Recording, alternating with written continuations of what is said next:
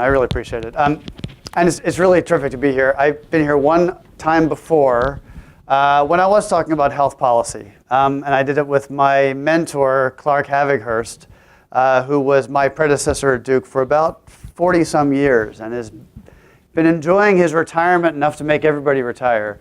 But that was a while ago, and I have very, very fond memories of it, and it's really delightful to be back.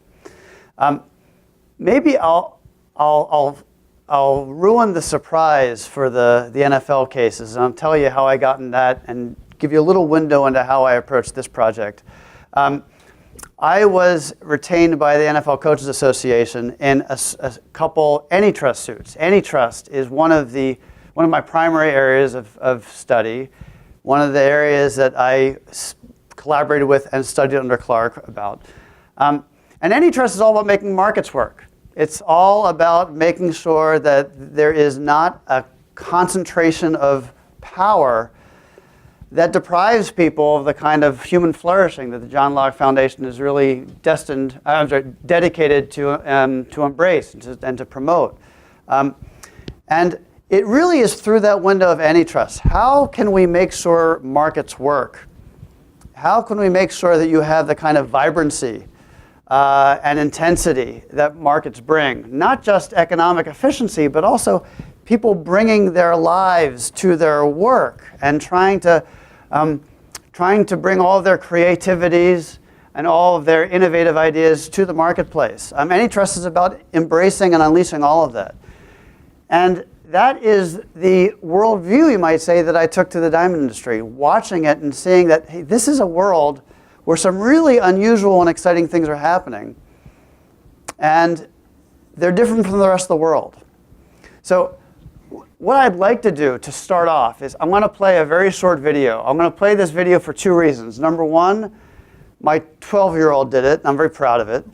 But the other reason is that it gives a certain visual sensation of what provoked my curiosities when I started this research project some 15, 20 years ago.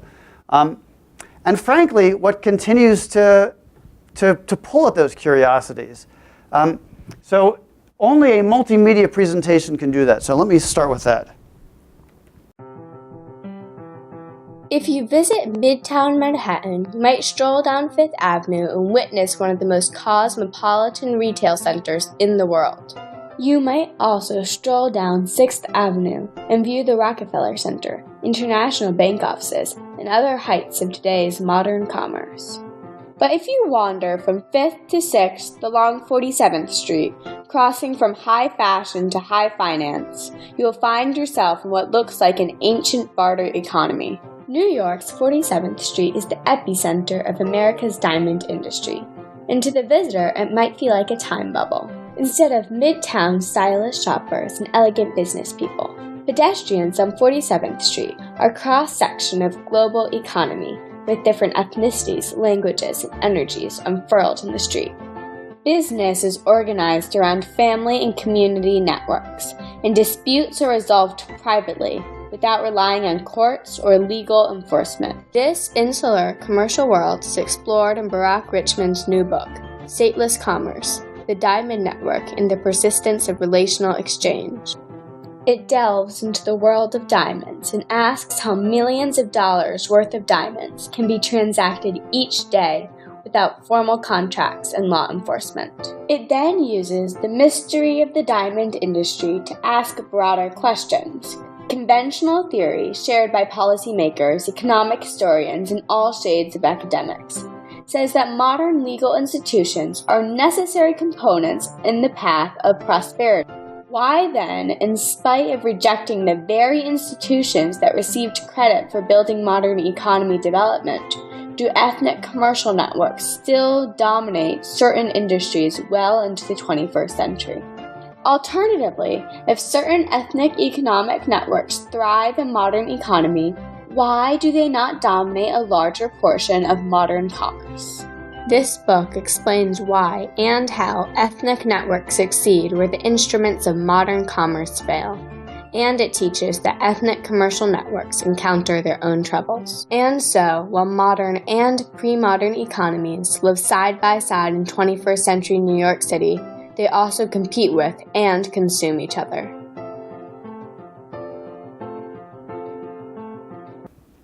So I love that video, not just because I'm very proud of her, but also because it really does introduce the core questions. You walk down 47th Street and you see something very different from the rest of Manhattan. What's actually interesting is that the Diamond District on 47th Street was created somewhere around the time of World War II. It really hasn't changed in those 60, 70 some years.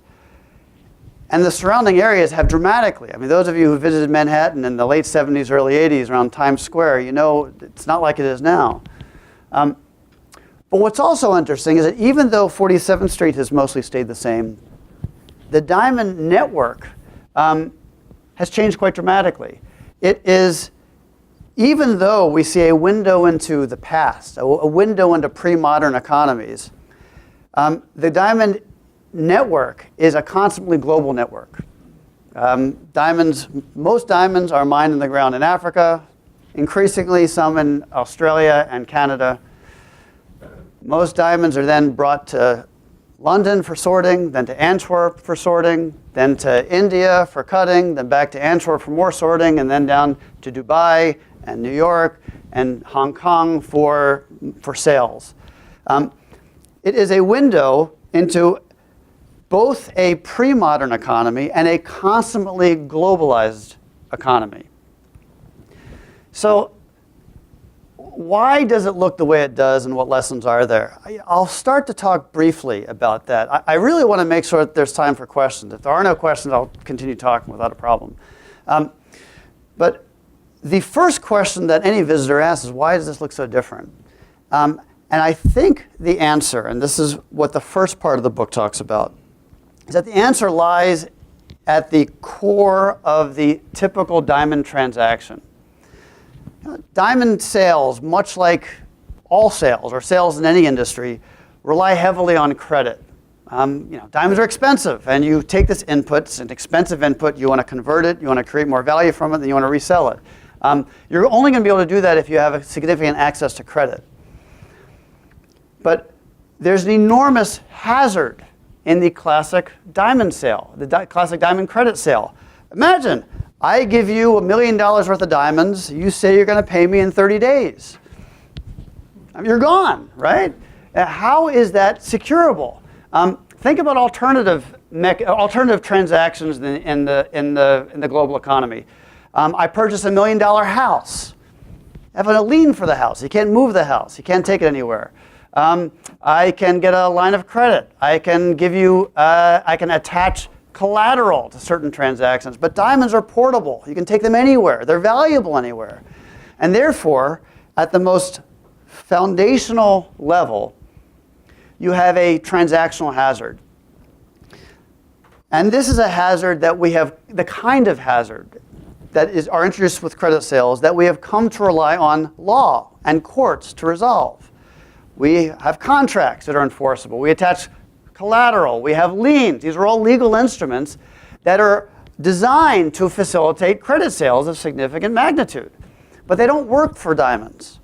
I mean, sure, I can sue somebody for not paying me, but the person's gone. There's no way to attach whatever assets they might leave behind I might be able to get access to, but that's not enough.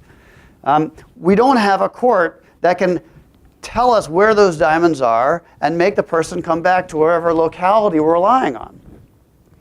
So if that's the case, if this is a world where courts cannot work, and this is where the title of the book comes, Stateless Commerce. This is commerce that the state, through courts, through legal mechanisms, cannot support. How does the industry do that? And the short answer is through ethnic networks and families. The way that I can credibly assure you that I will pay you back for the diamonds that I'm purchasing on credit is that you know who I am. You know that my family's been in this business for a long time. You know that my kids are going to be in this business. You know that only if I keep my promises, maintain a good reputation, will my kids be assured of the income that would flow to them by maintaining the family business. There also is a non-economic element to it. So you might say the family business story is economic sanctions or economic incentives. If I keep my promises, I have a world of future transactions, of future wealth assured to me and my children. But non-economic sanctions are also at play. You saw in that little window members of the ultra-Orthodox Jewish community, members from certain Indian ethnic sects, members from Central Asian sects. These are communities that you might say police their own. It's very important for each of these communities that each member of its community that is in the diamond industry keeps their promises to other diamantaires. If, for example, an ultra-Orthodox Jewish diamantaire were to break a promise, not make a payment, not fulfill all contractual obligations in the diamond industry, then there are non-economic sanctions associated with the community, or that follow in the community. Reduced access to educational access, fewer honors at synagogues, the ease with which one gets one's children married is not paved the way like it used to. These are sanctions that communities can impose on their own.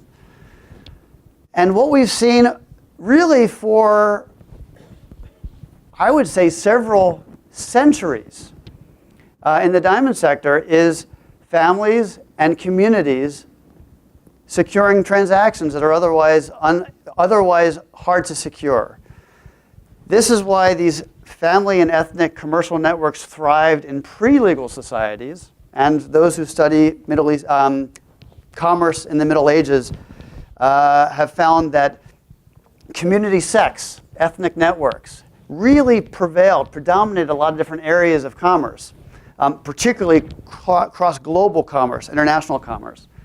But it's also why we see this model, this mechanism of economic organization persisting into the modern era, and why we still see it in 21st century Manhattan.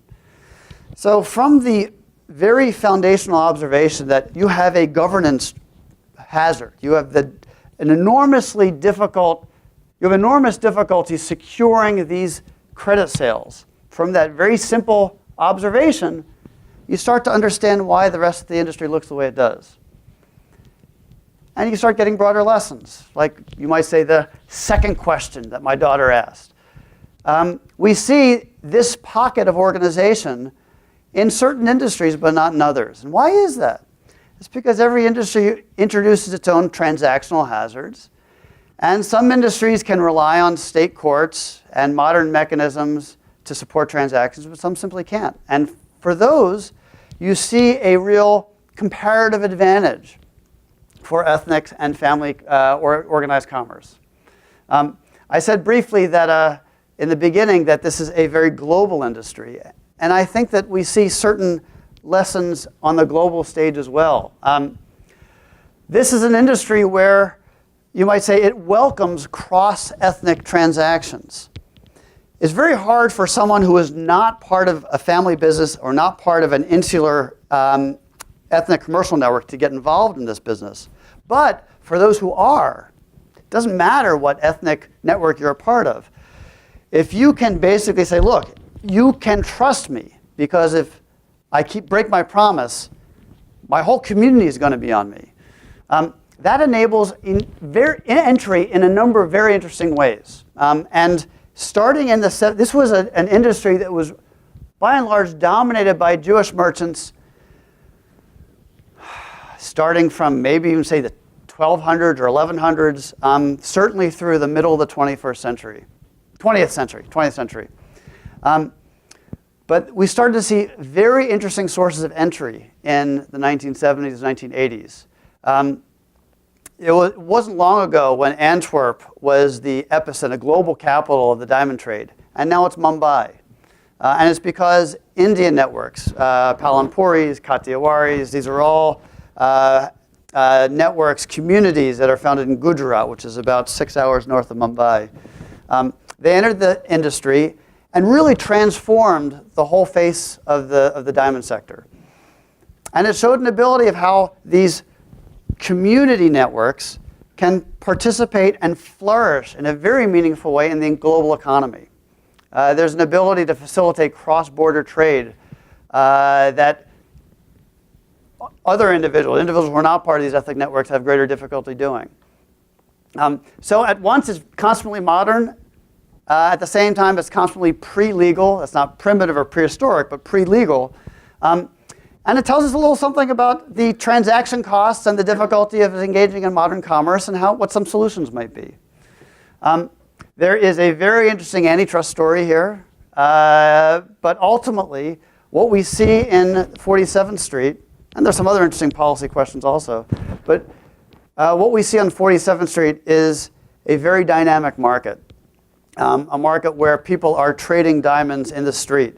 There is very aggressive inspection, very aggressive trading and brokering, and it's an exhilarating thing to watch. And on one hand, it's a stimulating part of New York City, but it's also a real window into the global economy. So I'll stop there. Would love questions, and if there's ever a lull in the questions, I'll keep talking until 1 o'clock.